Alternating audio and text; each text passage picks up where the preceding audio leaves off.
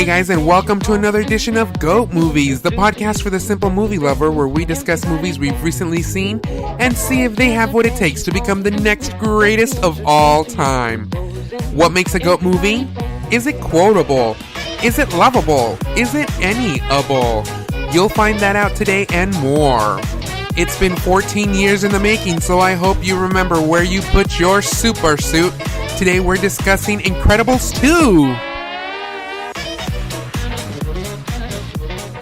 Today on the show, I've got my nephew, Dante Nunez. How are you doing, Dante? Hey, Carlos. I'm doing good. Awesome.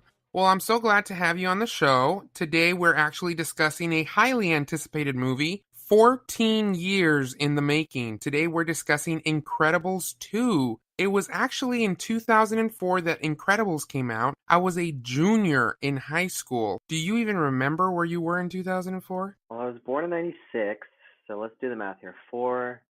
I was 8 years old, and I believe I was in second or third grade. Okay, And so you just made me feel very old. yeah, sorry about that. Yeah, so I was in second or third grade, and I do remember the first Incredibles coming out, and I do remember watching it in the movie theater, and then a couple weeks later buying it on DVD and constantly rewatching that thing. I loved it. Well, I know you from birth, and you've always been a big movie lover. You and I have gone to movies countless times, and I know you have a pretty big movie collection. I hate to say it, but it's not as big as mine, but that's for another No. discussion. Your movie collection destroys anyone's collection as well as your movie knowledge. So I just recently took a look at all the movies that I own. I actually own over 500 movies via iTunes. That is not including the over 400 DVDs that I have in alphabetical order organized at the bottom of my shelves. I'd say I have a problem. My name is Carlos Dominguez, and I am addicted to movies. Yes, Carlos, yes you are. But that's what makes you unique. I love that about you. Thanks, buddy. So, like I was saying earlier, Dante is my oldest nephew. He's the one that made me into an uncle. And one thing that you should know about me and Dante is that one of our favorite movies, and one that I remember seeing over and over with him, is actually The Iron Giant. Do you remember that? Oh, that's another good one. Yes, I remember that one. That was a very good movie, came out long time ago, and Dante and I would watch it over and over and over again. So Dante, why don't you tell us a little bit about yourself, a little bit about what you do, and some of the movies that you enjoy, some that you consider to be some of the greatest of all time. All righty. Hang tight. So, like Carlos mentioned, I'm Dante. I am just turned 22, currently a college student, and on top of watching movies, I'm also really big into sports. Soccer, football, basketball, you name it. Just like Carlos Forte's is movies, mine is sport. So feel free to reach out to Carlos if you have any questions regarding sports. I'd love to answer some of those. But on the topic of movies, some of my favorite movies, as a 22-year-old, I really enjoy a lot of the Pixar movies. They definitely connect with me emotionally. For example, Coco was a great movie. Incredibles 2 is a great movie. Another Pixar movie that I really enjoyed was Inside Out. I thought that was very interesting in what they've done in that movie. And a lot of those, what you would call kid movies, they tend to just gravitate and connect with me a lot more than some of the big blockbuster movies. Now, it's not to say that some of those big blockbuster movies are not good or they don't connect with a certain demographic when it comes to an audience. But speaking of those big blockbuster movies, Avengers was amazing. Infinity War, oh man. For 2.5 hours, I thoroughly enjoyed that movie, and there was not a dull moment. That was a pretty good action-packed movie. I know, for 2.5 hours, you think that there was some downtime, but no, like you discussed, and like many of other people have watched, it's just action-packed throughout. It's amazing.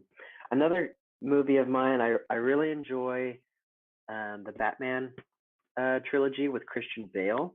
One of my favorites of those trilogies is Dark Knight Rises, and I really enjoy Heath Ledger's role as the Joker. I think he does a fantastic job. But that's just to name a few. That's just a little bit about me, and I'm really excited to be on this podcast, Carlos. I'm really happy to have you on the podcast. And like I say every time, if you ever want to be on the podcast, all you have to do is shoot me an email at goatmoviespc@gmail.com. That's goatmovies, plural, PC for podcast @gmail.com. Now, one interesting fact that you said, Dante, is that you enjoy the trilogy, the Batman trilogies with Christian Bale. Is it safe to assume that when you think or hear the word Batman, that you immediately gravitate to Christian Bale? Oh, absolutely. That's just See, that's one big difference between you and me, because to me, Batman is the one and only Michael Keaton. and I believe with that comment alone, you and I grew up in different times. I grew up That's with for sure. I grew up with Christian Bale being my Batman. And not to say that you're older, but you know what they say, older is wiser. So I'm going to have to give you that one, Carlos. There we go. Well, Tim Burton making those dark movies with Batman and Michael Keaton, you cannot top Jack Nicholson as the Joker. I think Heath Ledger did a great job. I'm so sorry that he was taken from us way too soon. I'm sure that we would have seen a lot more great work from him. Absolutely. However, I still have to side with Jack Nicholson as the Joker, seeing as he's got the grin, he's got the voice, he's got the character. Jack Nicholson is definitely GOAT for sure. And it has to be said, Jack Nicholson, if you ever listen to this podcast, sir, you have an open invitation to be a guest star on this show anytime that you want to. You are one of my idols. I am one of your biggest fans. Jack Nicholson is the man. I honestly think that I've seen every single movie that Mr. Nicholson has ever made, and I've never been disappointed. Not yet. Not that I can recall. Now, a lot of movies that Mr. Nicholson has done have been way before my time, which can only mean that they've been way before your time. So whenever I discuss movies with anybody, a lot of them are in my age group or they're older than me. So they're familiar with a lot more of what we would consider classic movies, or what this podcast goes for, GOAT movies, movies that stand the test of time.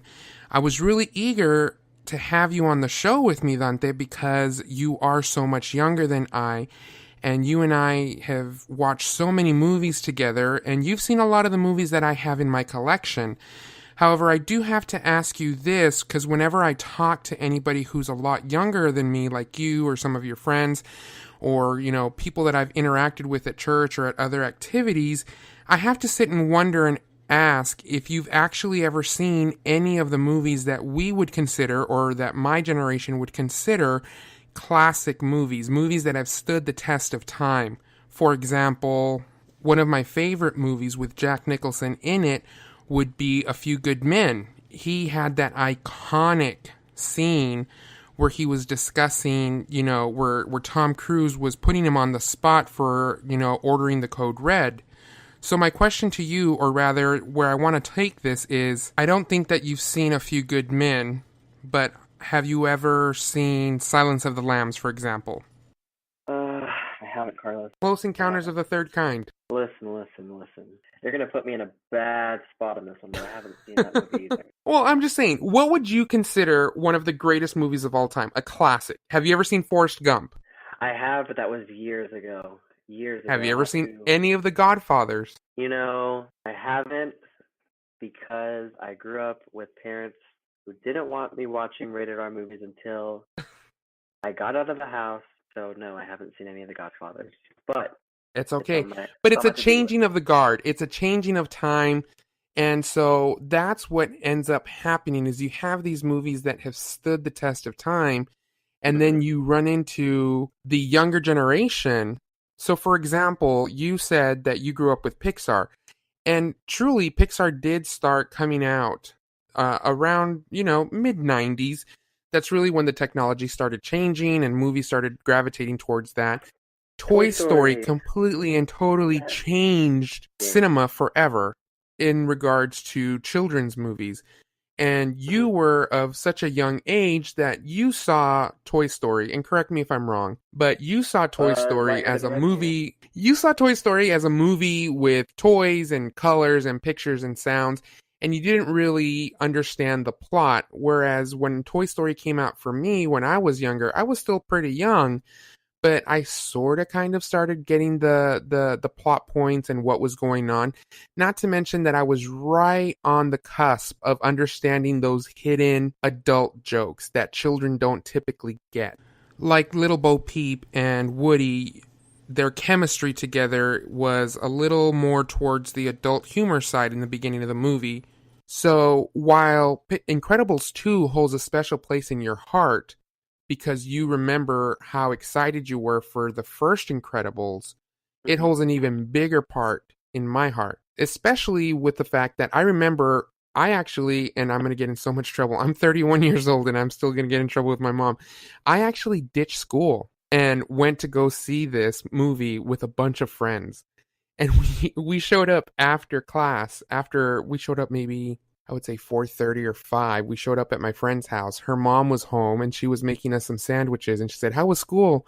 And I just, like an idiot, I just said, "Oh, it was incredible." And Oh my God. everybody just busted out laughing because it was just that little jab saying, "Yeah, we ditched school just to go watch a movie," and we loved every second of it. It's funny, actually, before we dive deep into Incredibles 2, the very next day, I took some time and I went ahead and I rewatched the first Incredible. I enjoyed, like, once again, I enjoyed every minute of it. There are a couple of things from Incredible 1 that I didn't see from Incredible 2, but we'll just leave that at that. Okay, well, that being said, we are going to go ahead and talk a little bit about Incredibles 2. We want to go as far into detail as possible after the spoiler alert.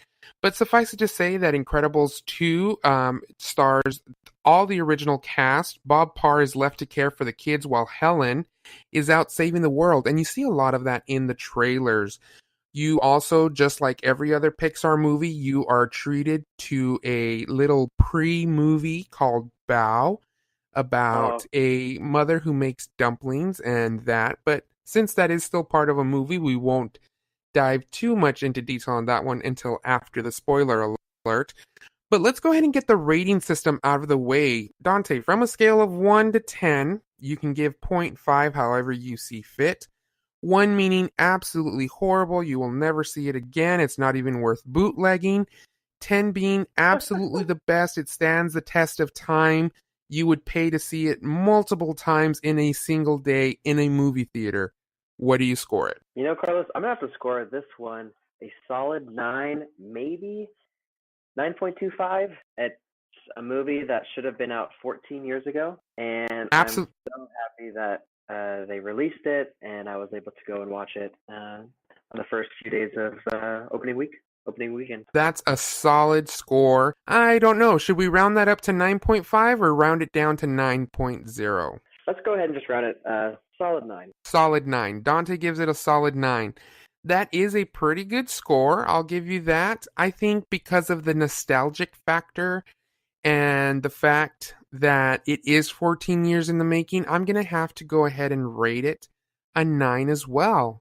This is actually a very well done sequel, especially for Pixar.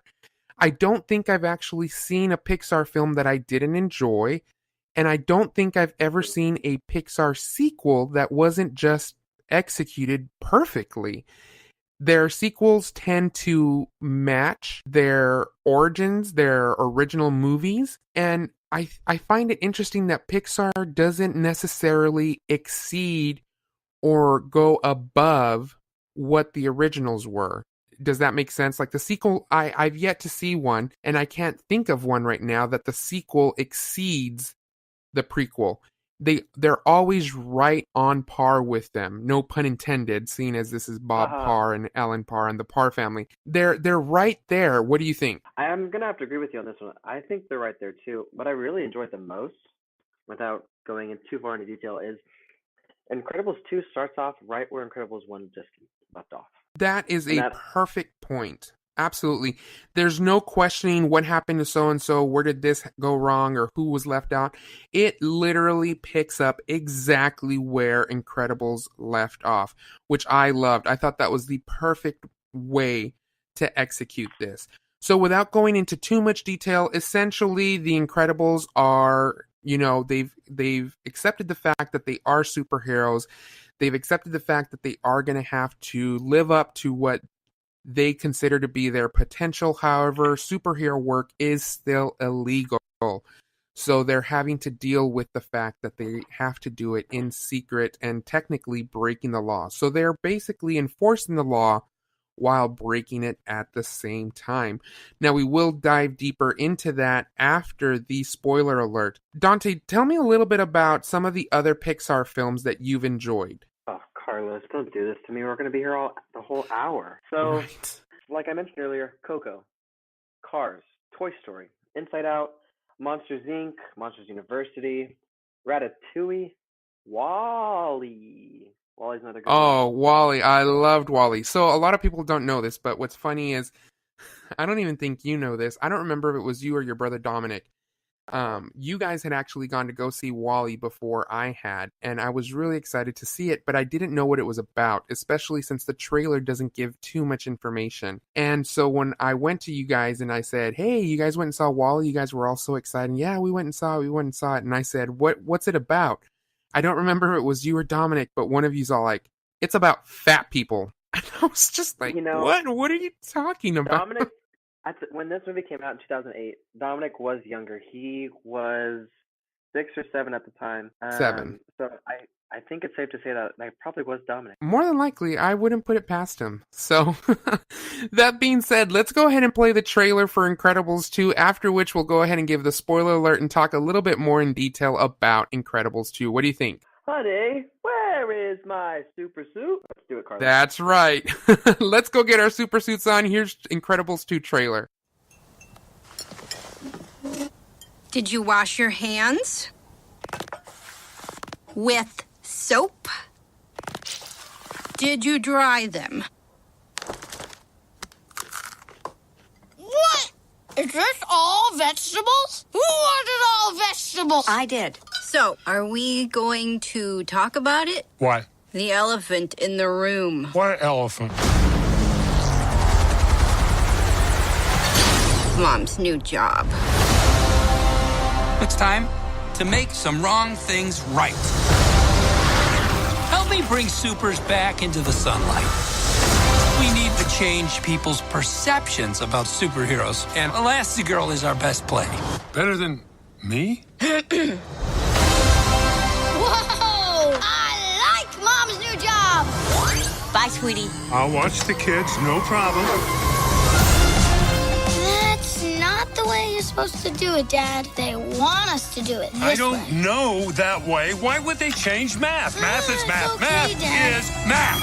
Hello? Hey, honey. How are the kids? Everything's great. Is she having adolescence? And Jack?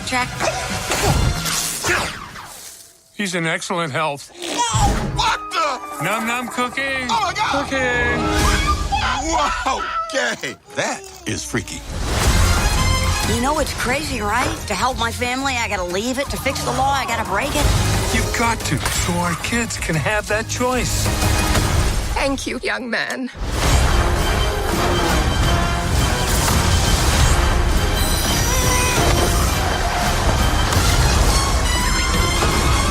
Combustion imminent?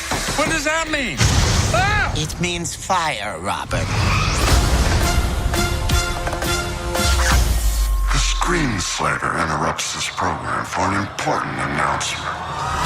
Suit up. It might get weird. I'll be there ASAP.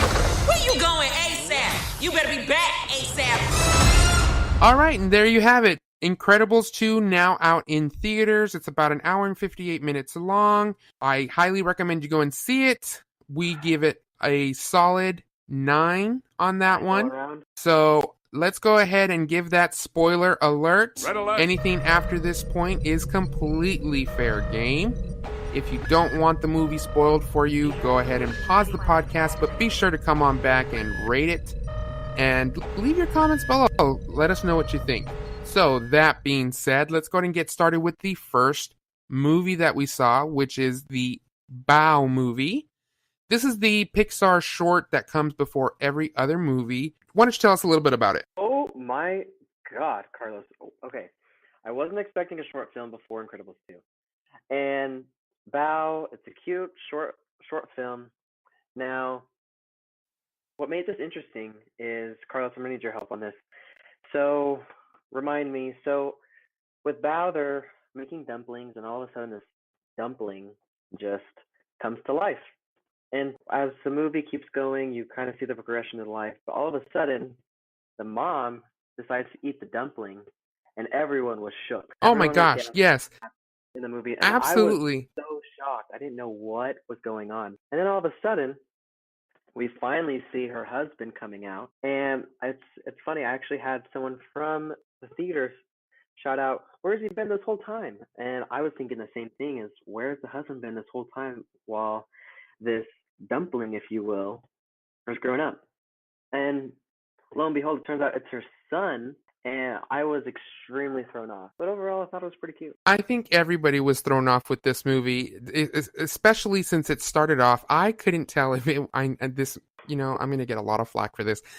I couldn't tell that it was a woman. I thought it was maybe, Carlos, I come thought it was on. maybe his son or something that was making the dumpling. She had very short hair, and she didn't have very distinguishing features to portray her as a woman. So we do come across what is now known to be a female making dinner for what we can only assume to be her husband. And Right. as she and him are eating their, what I would assume to be dinner, or maybe it was breakfast, who knows?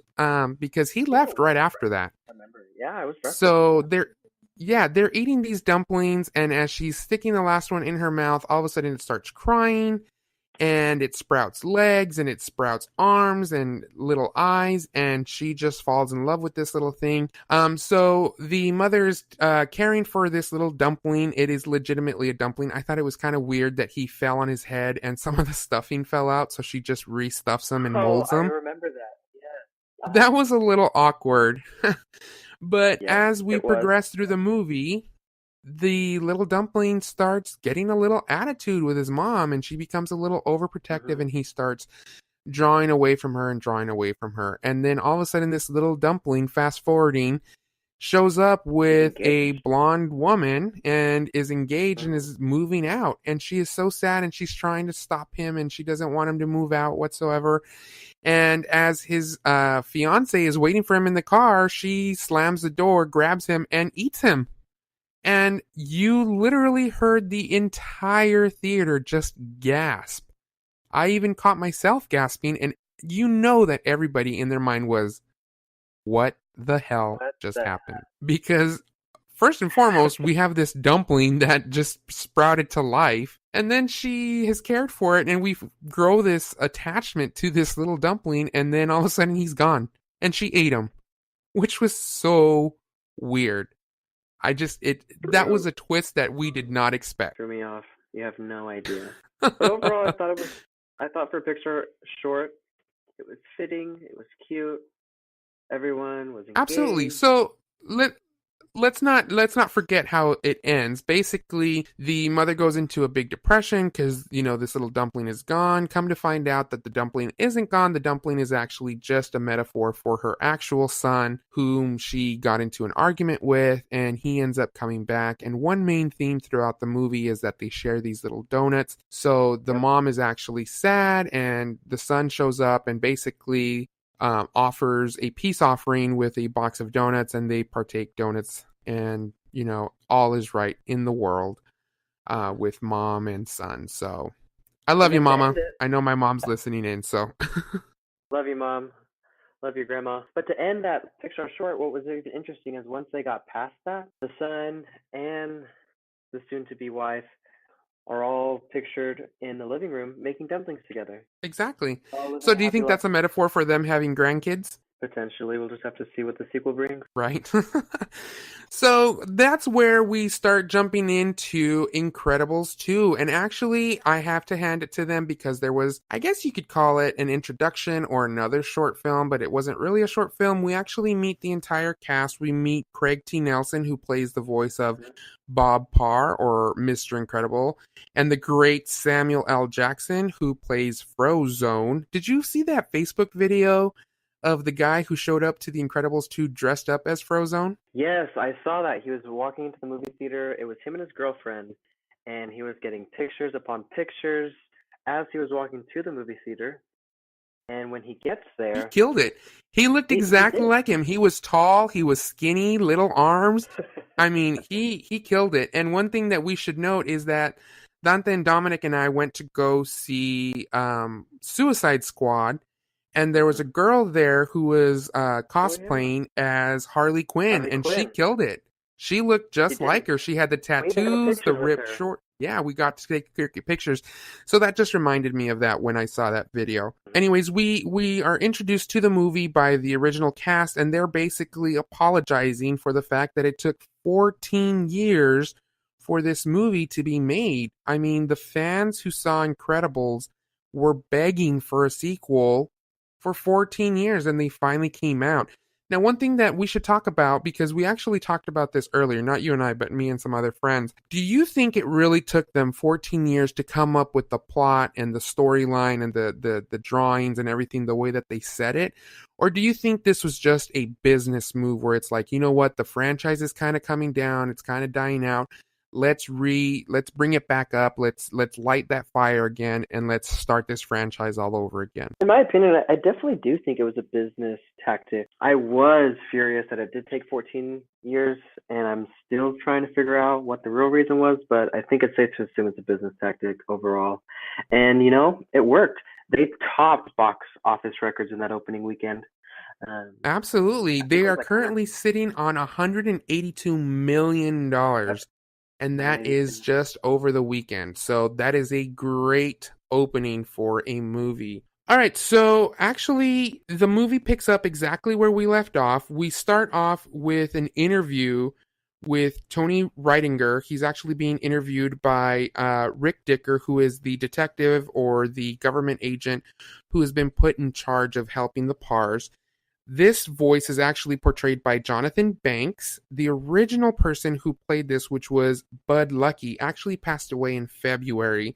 So to my knowledge, they had all the original cast do the voices. Everybody was so eager to do this movie again. But unfortunately, Bud Lucky passed away in February of this year. So he was not able to voice Mr. Dicker in this movie, and in this movie he's portrayed by the great Jonathan Banks. Isn't that the guy from Breaking Bad and Better Call Saul? Isn't he That's the older right. gentleman? Typical, Absolutely. like Jonathan Banks is best known for his portrayal in Better Call Saul. He plays Mike Ehrmantraut. He's in Better Call Saul and Breaking Bad. I loved his character in those franchises. He was actually in Gremlins also. He played Deputy Brent, and Gremlins, of course, it's a goat movie. It's one of those movies that has stood the test of time, and I saw it once. I haven't seen it since. That's definitely on my list to rewatch. Have you ever seen Gremlins? I haven't. Like I said, Carlos, don't put me in a bigger hole than I already am. Okay. So just like we saw in the short film Jack Jack Attack, Ehrmantraut, Rick is basically wiping the memory of all these people, and we find out that Tony actually saw Violet, the daughter of the Pars, actually changing into her Incredibles costume, and because at this time superhero work is still illegal, so they wipe his memory, and then it kind of cuts right into them fighting the Underminer, which is right where we left off with the first movie. And we have this huge action scene there. The Incredibles are all working together. And the big thing is that even though they're superheroes, the parents want the kids to be protected. So they kind of push them off to the side while still letting them help out as much as they can. They all essentially start working together. And then what ends up happening is, we're fast forwarding through a lot of it, but essentially the Underminer does get away. He gets away from them. Yep. Robert Parr is actually having to deal with the fact that he destroyed so much. He destroyed streetways, city infrastructure, banks, a monorail was destroyed, and so we're talking about millions and millions of dollars worth of damage, which is not helping the fact that superheroes are needed. However, they're just not worth the cost in the eyes of the government and the people. So they have to go back into hiding, and we find the Pars in a hotel room. And Mm-hmm. one thing that I thought for a second they were in the hotel because they were in hiding, but then they mention it. No, they're not in a hotel room because they're hiding. They're in a hotel room because Syndrome destroyed their house completely. The supers are being pushed away. There's no money coming in, so they can't rebuild per se. Exactly. And then that's when we can segue to what Rick Dicker's role in this whole thing is to try and bring the supers back in, correct? Well, Rick Dicker actually tells them that he's retiring. He's actually going to get out of the game. He's done doing all this. And that's where we actually meet Bob Odenkirk, who you also know from Better Call Saul and Breaking Bad. He's the voice of Winston Dever, and Catherine Keener plays his sister, Evelyn Dever. And these are basically millionaires slash billionaires. I would assume that they're billionaires because of the way that they live.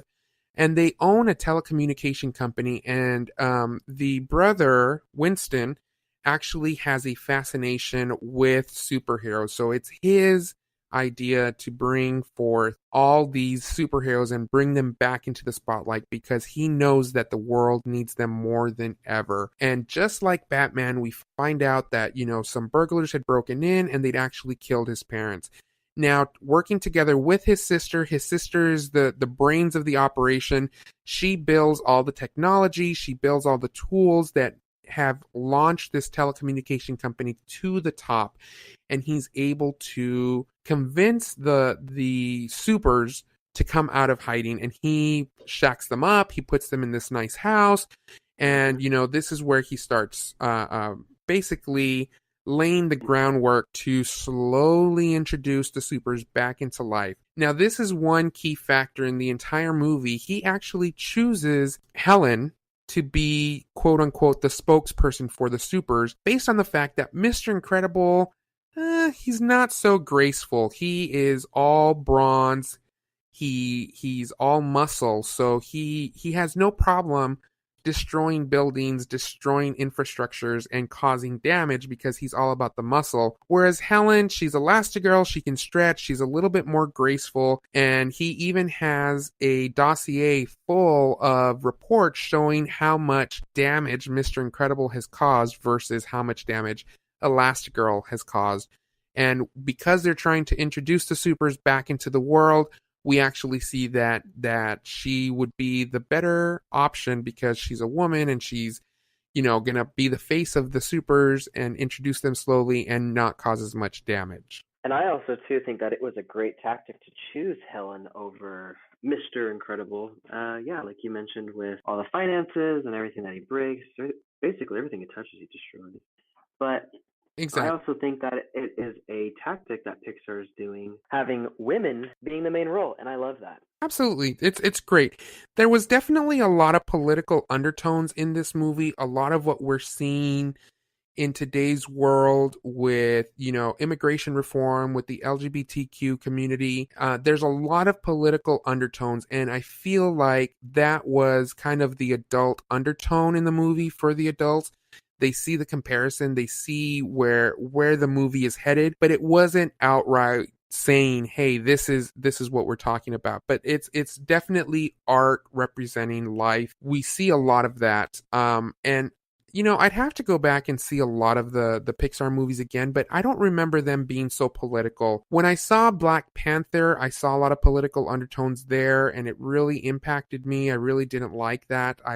For me, movies are more of an escape from reality and what could possibly be. But when the writers so blatantly put so much undertone that it's not even a question about it, that's where it kind of starts bothering me. It's like, really, this is a movie for children. It's a movie for family. There's really no need to start bringing it. We see this stuff in the news all the time. This is supposed to be our escape. Did you find that at all bothersome? Did you catch any of those undertones? I did a little bit. And to be honest, I didn't really think much of it. I noticed it. I saw it. And 2 seconds later, I forgot about it because here I am, like you mentioned. I'm here to escape. And that's what this movie did. That's right. Like I said, this is not going to be a political podcast or anything like that. However, I do have to make mention of it that there was a lot of political undertones. I'm not saying it was right or wrong. I'm kind of indifferent in regards to the movie. Everybody has their own opinion about politics, but that's not what this podcast is about. So moving forward, what we're going to be talking about now is basically we have Elastigirl and she's out basically being the breadwinner, and we have Bob Parr staying home, raising the kids, taking care of the house, which I thought was awesome. You know, one of the things that I absolutely loved, and I don't know if you caught the end of it or if you were part of it. I love the scene where Bob is trying to help his son Dash with his math homework, and the little boy says, I don't think that's how they want to do it. And he's like, math is math. And it's true, math is the universal language. I don't get this new math process that they have. My bishop at church, he's a mechanical engineer. He's a genius. My best friend Adam, he's a genius. These guys are great, and they deal with numbers every single day. And they understand how to do the math, but they don't understand the reasoning behind it.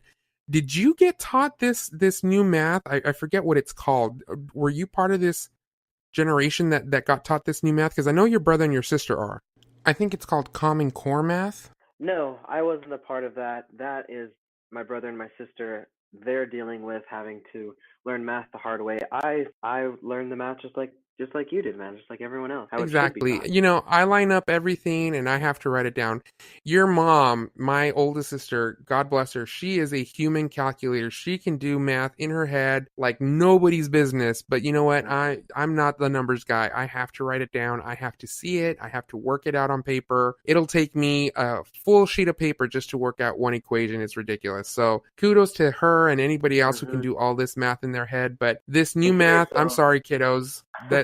I don't know how you change math. Numbers are numbers, and I'm completely with Bob Parr on this. Math is math. How can you change math? That being said, we're going to be moving on. Throughout the movie, we're seeing a lot of ups and downs, and a lot of the things that Bob took for granted from Helen. You know, Helen finds it very funny that Bob thinks it's going to be a piece of cake, and that's not a new theme. We see that in movies all the time, on television shows where we have a stay-at-home mom and a father who ends up working, and then we have the roles reversed all of a sudden, and the dad thinks, oh, this is going to be a piece of cake.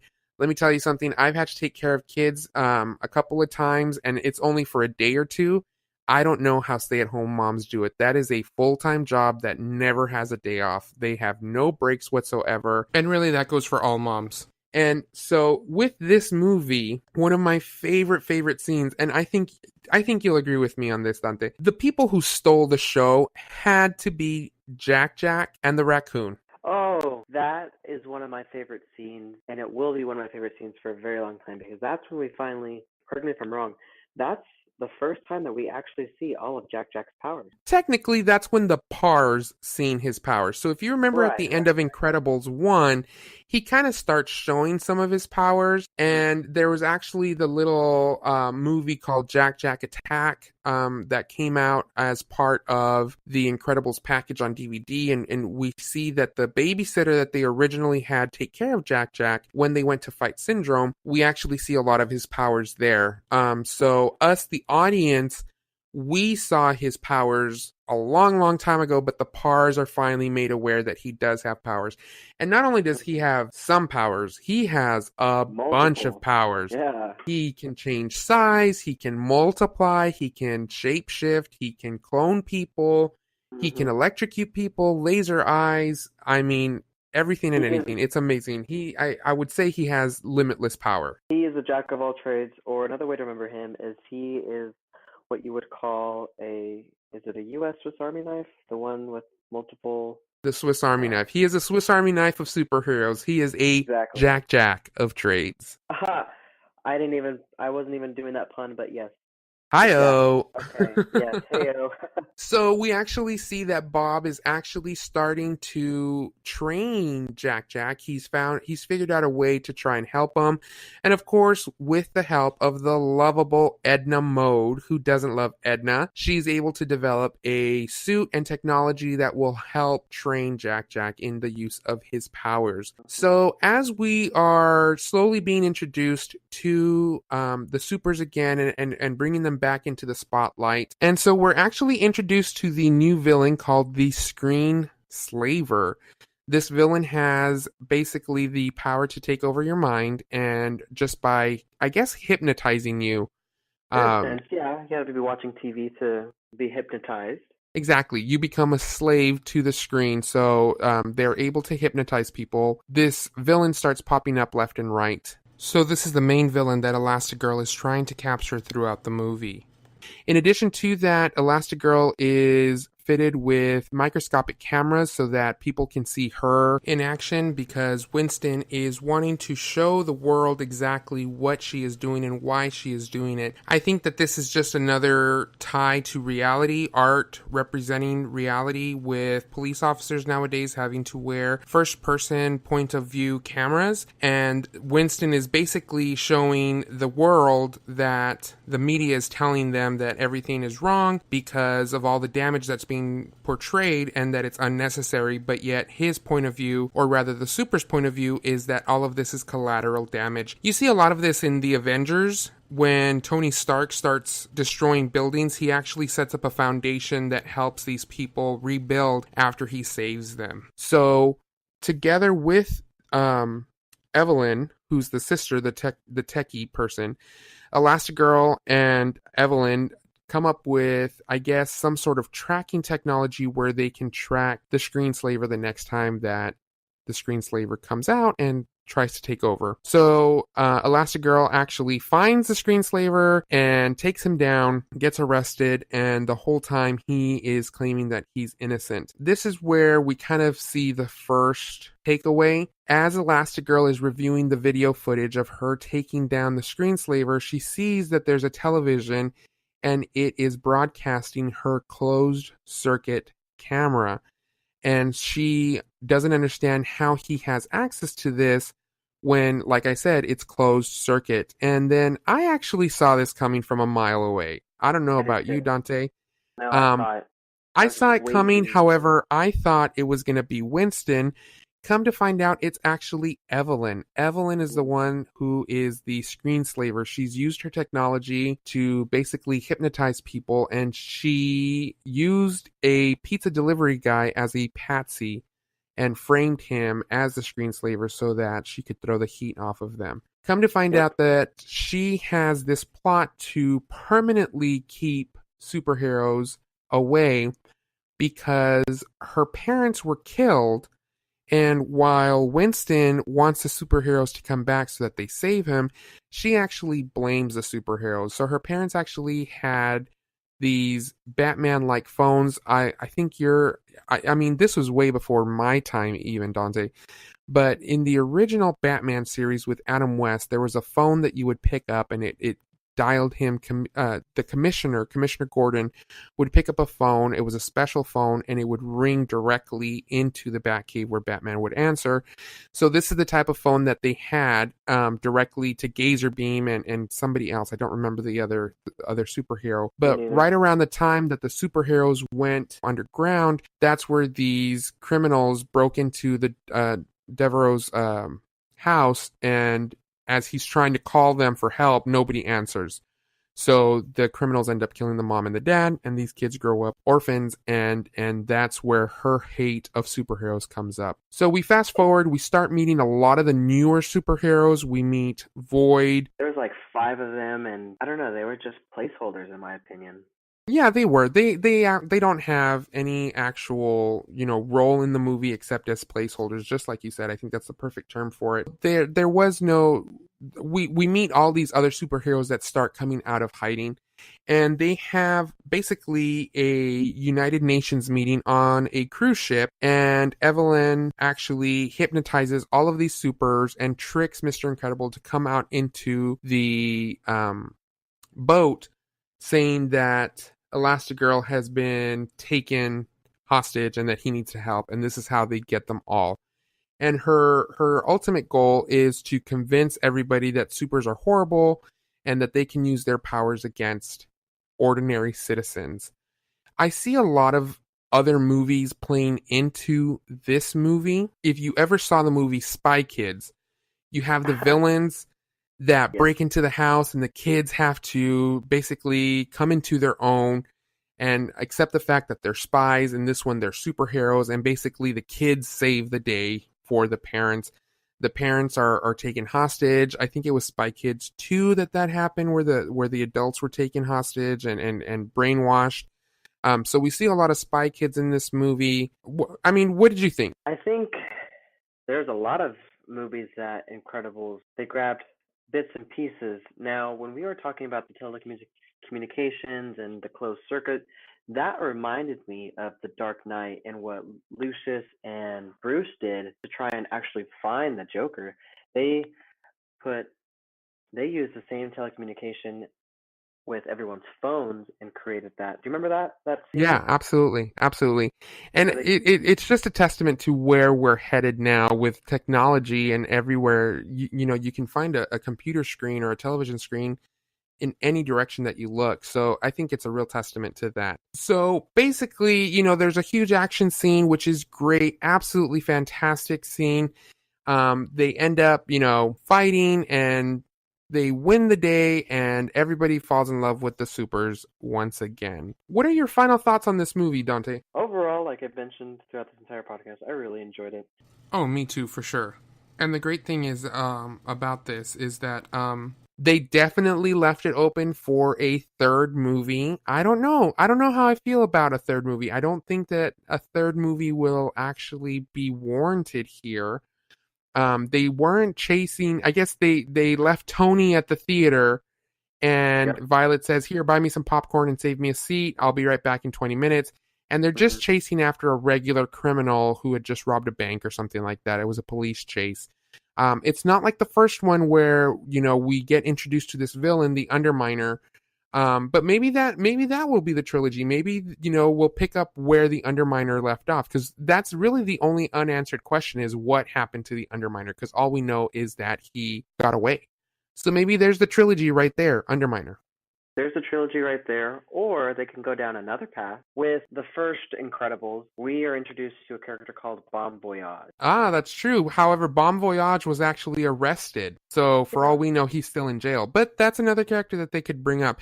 I started questioning, well, what happened to Syndrome? Where's Syndrome? And then I forgot about the jet, and I remembered at the end. He gets sucked up. And he gets sucked up. So there's two avenues. I highly think that they're going to go with the Underminer, because once again, they let him go. So they've got. Well, he got away. Right. He got away. We don't know where he is. So that's one thing that we know about Pixar, and here's why I think they won't go with the Underminer. The Underminer is voiced by John Ratzenberger, and he is actually in almost every, if I'm not mistaken, he is in every single Pixar movie. And they make mention of it in the Cars movie.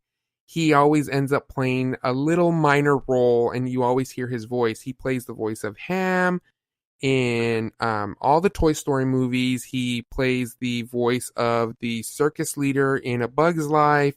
He is Mac in Cars. He is John, the one of the characters in WALL-E. He's just everywhere. He plays all these, he's just got such a great voice. He's actually known as Cliff from Cheers. This was a show that aired on television from about 1982 to 1993, so a good 10, 11 years there. But he has such a distinct voice, and so that's the only reason that I don't think they would go with the Underminer route, because that's kind of his gimmick, that little, just like in all the Marvel movies, you have Stan Lee's little cameo, but he's never actually a full-blown character. John is that for Pixar.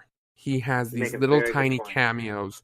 So that's the only reason I don't think he would be in a third movie. Yeah, you make a good point, but who's to say? Maybe he wants to spread his wings and fly, Carlos. Maybe this is his choice. Exactly. So let's go ahead and wrap up. You give it a solid 9, correct? Mm-hmm. Yep. All right, and I'm going to go ahead and give it a solid 9. Dante, I just want to take the time and thank you for being on the show. And I really appreciate you being here. Absolutely, anytime. Hopefully you'll be able to join us in the future for another show. That's going to do it for this edition of Goat Movies. I really appreciate having Dante on the line. If you guys have any questions, any concerns, if you'd like for me to view any movies for you, go ahead and shoot me an email over at goatmoviespc@gmail.com. That's goatmoviespc@gmail.com. Be sure to follow me on Instagram at goatmoviespc. Also, be sure to rate, subscribe, and comment on this podcast. Thanks for listening, guys, and we'll see you next week.